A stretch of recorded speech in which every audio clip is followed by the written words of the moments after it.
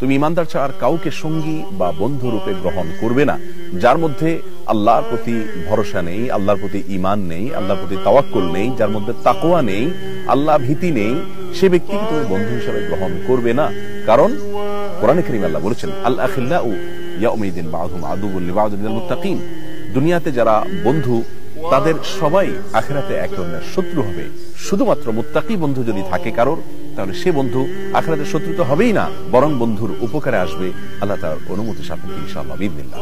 প্রিয় দর্শক, নবী করিম সাল্লাল্লাহু আলাইহি সাল্লাম বলেছেন, আল মারউ আলা দীনি খালিলি।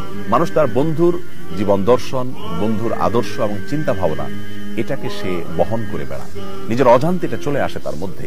ফালিয়ানজুর আহাদুকুম মা ইউখালিল। অতএব তোমাদের মধ্যে কে কার সঙ্গে বন্ধুতা করছে এই বিষয়টি তোমরা খেয়াল করো, তাতে তুমি নিরূপণ করতে পারবে যে এই লোকটার গন্তব্য কোন দিকে। এজন্য আসুন, বন্ধু নির্বাচন কোনো হেয়ালিপনা নয়, কোনো পাতলামো নয়, কোনো অসতর্কতা নয়। আপনি যাকে বন্ধুরূপে গ্রহণ করছেন সে আপনাকে আল্লাহর দিকে ধাবিত করে নাকি আল্লাহর পথ থেকে আরো দূরে সরায়, সে কি আল্লাহর নাফরমানের দিকে নিয়ে যায় নাকি আল্লাহর আনুগত্যের দিকে নিয়ে যায়, এই হিসেব আপনাকে কষতে হবে। কারণ এই বন্ধুতা শুধুই সময় কাটানো নয়, এর উপর ভিত্তি করে আপনার ভবিষ্যৎ বিনির্মাণ হবে, এর উপর ভিত্তি করে আপনার আখিরাত বিনির্মাণ হবে, এর উপর ভিত্তি করে আপনার ভেতরে তাকওয়া প্রতীত হবে। হ্যাঁ প্রিয় দর্শক, সেজন্যই বন্ধু নির্বাচনে আমাদের সতর্ক থাকতে হবে।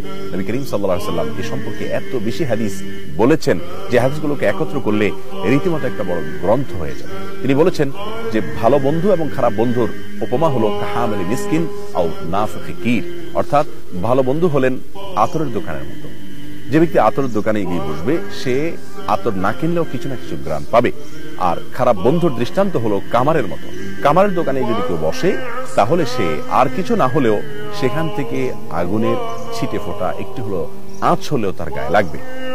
এই জন্য ভালো বন্ধু গ্রহণ করলে মানুষ উপকৃত হয় দুনিয়া এবং আখিরাতে, আর খারাপ বন্ধু গ্রহণ করলে উভয় জগৎ ধ্বংস হয়ে যায়।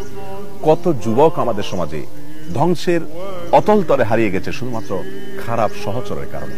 আবার কত মানুষের জীবন আমূল পরিবর্তন হয়ে গেছে, চিরসুন্দরের পথে চলে আসতে পেরেছে শুধুমাত্র একজন ভালো সঙ্গীর সংস্রবের কারণে।